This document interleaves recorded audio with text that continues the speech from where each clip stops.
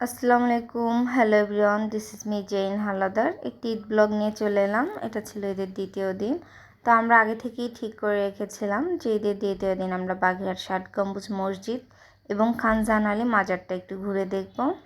তো যেই কথা সেই কাজ, বের হয়ে পড়লাম। যদিও আমাদের বের হতে একটু লেট হয়ে গিয়েছিল, কারণ আমাদের বিকাল ৩টার সময় বের হওয়ার কথা ছিল, বাট সকালে ঘুম থেকে উঠতে পারি নাই, যার কারণে লেট হয়ে গিয়েছিল। যাই হোক, বের হয়ে পড়লাম রেডি টেডি হয়ে একটু তাড়াহুড়া করেই। আর এই তো এখানে যে ব্রিজটি দেখতে পাচ্ছেন, এটা হচ্ছে রূপসা ব্রিজ। এখানে সন্ধ্যার সময় ঘুরতে আসলে অসম্ভব সুন্দর লাগে এবং ভালো লাগে, কারণ নদীর পাশে যেহেতু বাতাস, সেহেতু অনেক ঠান্ডা একটা বাতাস পাওয়া যায় এবং পরিবেশটা অনেক নিস্তব্ধ ঠান্ডা, আসলেই অনেক ভালো লাগে। আর আমরা যে টাইমটা যাচ্ছিলাম ওই টাইমটা প্রচণ্ড রোদ ছিল, যে কারণে ওখানে ইচ্ছা ছিল যে কয়েকটা পিকচার নিব, বাট নিতে পারি নাই। যে সন্ধ্যা যখন ফিরবো তখন ওই টাইমটা যদি পারি কয়েকটা পিকচার নেব, নিতে পারলে অবশ্যই তোমাদের সাথে শেয়ার করব। আর যখন বাইপাস ধরে যাওয়া হয় তখন বাইপাসের দুই সাইডে যে কাজগুলো থাকে সেগুলো দেখতে আমার কাছে অসম্ভব সুন্দর লাগে। আর এই তো দেখতে দেখতে চলে এলাম। ফার্স্টে আমরা মাজারটা ভিজিট করেছিলাম, কজ আমাদের এইদিকে একটু কাজ ছিল, যেহেতু এটা আগে পড়েছিল, তাই মাজারে ভাবলাম আগে যাই।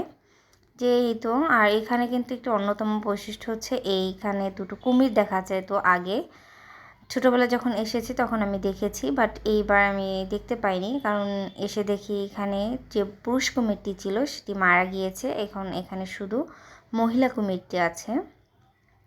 তো সেটা অনেকে এখন ডিম পাড়ার সময়, তো দেখতে পাইনি। যাই হোক, এটা ব্যাড লাক।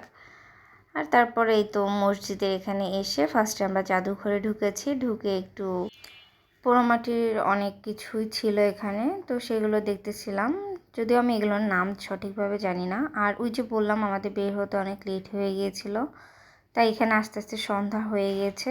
তো এখানে অনেক কিছুই দেখতে পারি নাই, তখন ক্লোজিং টাইম ছিল, তাই তাড়াহুড়ো করে আর কিছু না দেখেই সরাসরি মসজিদের দিকে চলে যাচ্ছিলাম, যে কারণে এই দিকটা আর ঘুরে দেখা হয়নি।